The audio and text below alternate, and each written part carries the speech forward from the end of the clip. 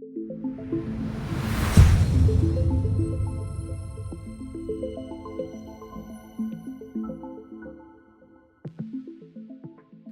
I'm Avi. I'm one of the engineers working on Stars Reach, and I'm looking forward to answering your questions. Hey, I'm Light, and I'm a technical designer on Stars Reach.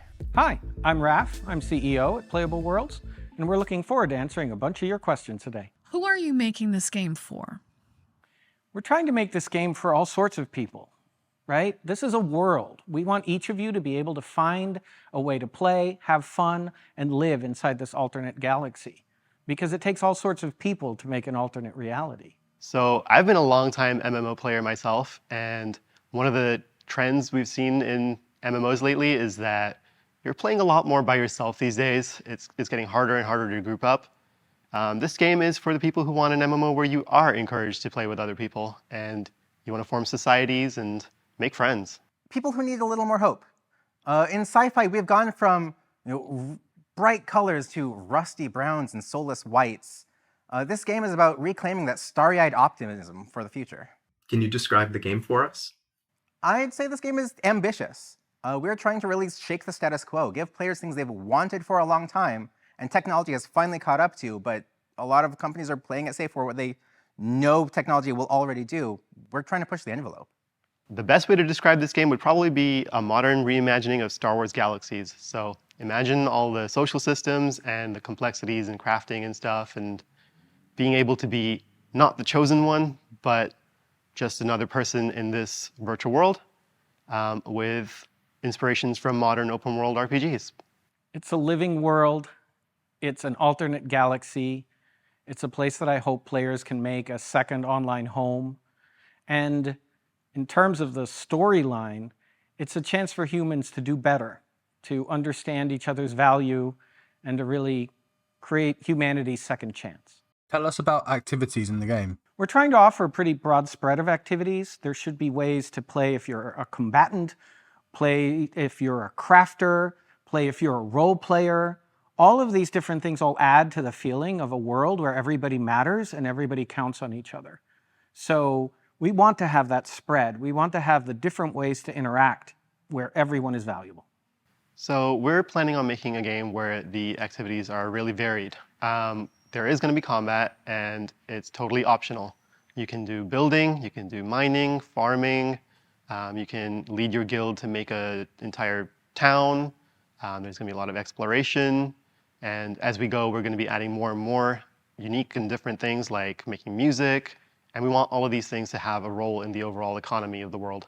One of the things I love about this game is there's lots of options from a wide variety. You have all the things you'd expect in the sandbox, your combat, your crafting, your harvesting, your farming.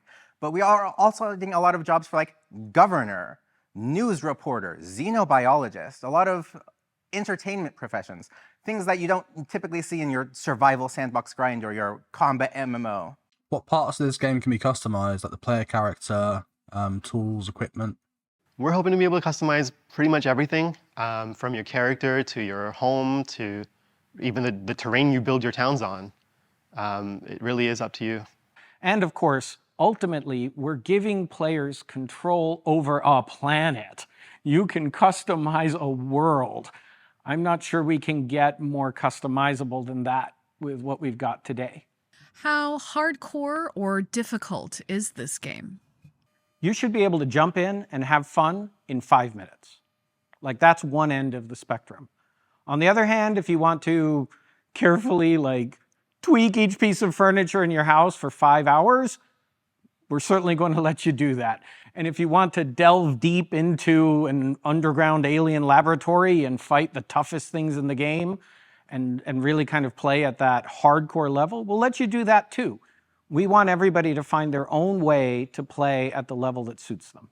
The controls of the game and the initial concepts to get into it are pretty easy. It's going to play like many open world RPGs in an MMO setting, but the challenges you want to take are going to be up to you. So do you want to go out and explore the wilderness and fight tough enemies? Do you want to stay in your town and just farm all day? That's fine too. Or do you want to take on the really, really difficult task of making a coordinated galactic syndicate that's hard in what you have to do, but not really that hard in terms of the execution of controls or or gameplay?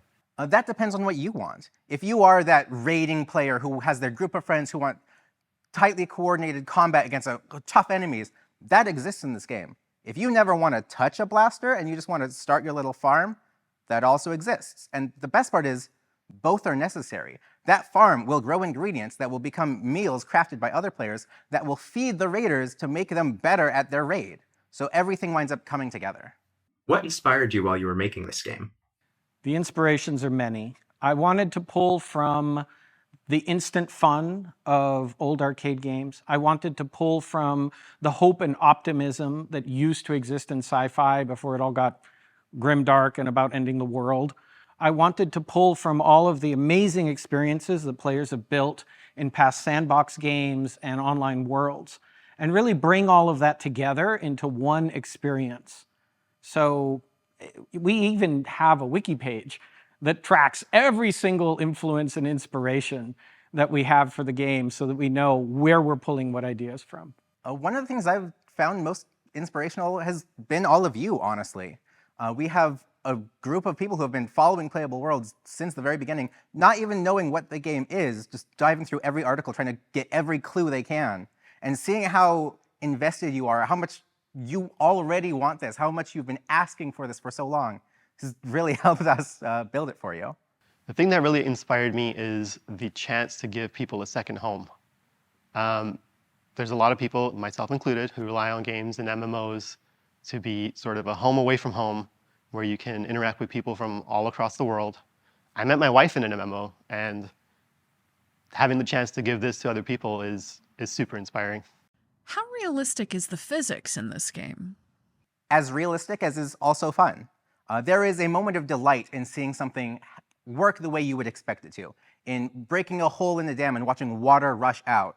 But if we ever have to choose between what is realistic and what is fun, we're going to choose what is fun. So the physics of this game, we're going for intuitive over realistic. And it's about as realistic as it needs to be for you to recognize that, hey, this should sort of just happen because it happens in the real world. But that doesn't mean we're doing a hyper-realistic, physics simulation. One of the best examples I have is if you heat up sand, it will turn into glass, because that's just what it does in real life. And it's up to you guys to find out what you can do with that. But it's not something we're going to say like, hey, this is a tutorial quest to turn sand into glass. You're going to have to discover these interactions on your own. Well, we like to say most alive game ever. We'll see if we live up to it, but that's our target. We want trees that grow. We want seasons that change. We want you to be snowed in at the tavern. We want the weird alien ice snakes to only come out during the winter. We want to provide that feeling of existing in an alternate reality. That's kind of been the dream, right, of immersive gaming for decades. And we may not get all the way there, but we want to get as close as we can. What's something different you can do in this game compared to other games? Our most different thing is our living world and the simulation around it. We can deform our terrain, we can heat it up, we can turn liquids into gas, liquids into solid. These things are going to cause changes over time that no other game can do. You're going to come back to the same place a week later, and it's going to look completely different. One of my favorite things about this game is that we're making a galaxy with hundreds of planets, each of them different, and each of them that change over time and that players can modify. So I'm really looking forward to bringing back the feeling of exploration when not everything is out there on a wiki. You can't just go look it up and see what you're going to find anymore. So I think the thing that will be most unusual for people who've gotten used to games today is that it's going to be full of surprises. Something different is the amount of non-traditional professions and how they are still important and useful. There are some other games that have caught up and been doing things like giving you dancing and music options, but a lot of those are just cosmetic. They don't help the rest of the player economy. You don't benefit by being a dancer other than it's fun. And we're building a game where, no, having entertainers on your world, in your guild, helps the entire guild. It brings everyone closer together and gives everyone bonuses. What is the new player experience like? You're an immigrant. You're leaving behind your home world. which has been damaged by climate change, nuclear winter, even global pandemics, for all we know. And you're heading out into the galaxy. So you're starting fresh, right? You are settling the stars.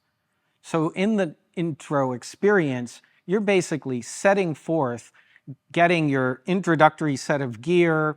We apologize, we kind of melted you when you came through the radiation belt, so you're going to re-customize your appearance. That way we know what you look like. And then we'll equip you with your starting gear and send you through a tutorial experience, sort of an outward bound test of your starting skills. Then we'll let you out into the larger galaxy. We've talked a lot about how we're going to have lots of professions and lots of options, but we don't want to overwhelm anyone. So for new players, there's going to be a sort of smaller starting zone and a smaller list of beginning options for the things that we think will be mostly universal, most fun, most appealing to people. And then as they start to play the game, they can start to branch into some of the more esoteric paths that might require a little more skill or a little more dedication instead of just opening the floodgates and hitting you with everything at once. What would the player versus player aspect look like in this game? So PvP is still something we're very much discussing and working on. And the core thing we really want to capture with it is that it's going to be opt-in. If you don't want a PvP, that's fine. But if you do want a more exciting experience, you can go out into the frontier planets, and they might just be free for all. You will be told in advance, hey, I'm landing on this place, and I might get killed. But if that's what you want, go for it. How important is teamwork in this game? There are so many ways. Interaction is what drives this game. This game is about community more than anything else. There are so many options. No single player can do it all. So interactions, there's guilds, there's corporations, there's armies, there's just groups of friends, there's the people you live with on this planet. Everywhere you go, there should be people, and those connections bring everyone together. So one of the things in pursuit of a 5-minute play session, one of the things that we're trying to do is allow people to form groups without all of the paperwork and key exchanges and whatnot. So there's an awful lot of game systems in the game where just being near other players gives you benefits. We call that soft grouping, and we're drawing inspiration from games like Realm of the Mad God and others. So being near others will help.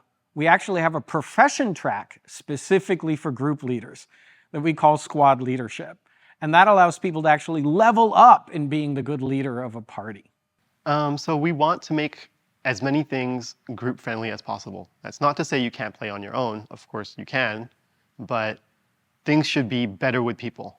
That's something we're hoping we can tie into every aspect of the game. So if you're chopping a tree down, it's faster, it's better with a friend who's doing it with you.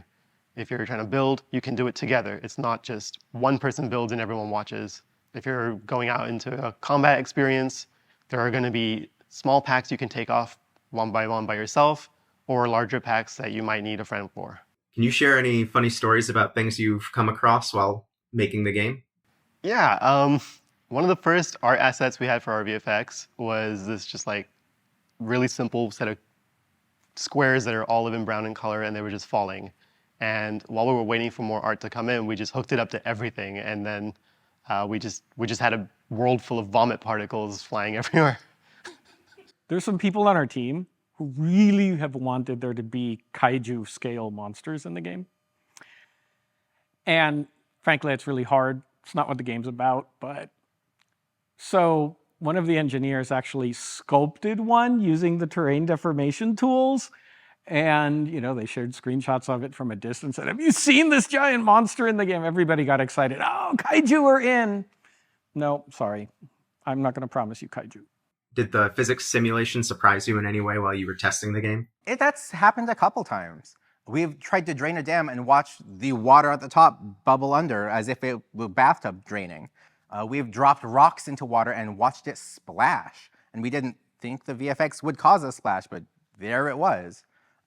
We've got so many things happening in the physics system that it surprises us all the time. And one of the things I'm most looking forward to is seeing how you surprise us with things we didn't expect. How do you level up and grow your character in the game? A lot of our growth is more about unlocking more options and gaining new ways to do things or better ways to do things. Not necessarily just oh yes, numbers go up, feels good.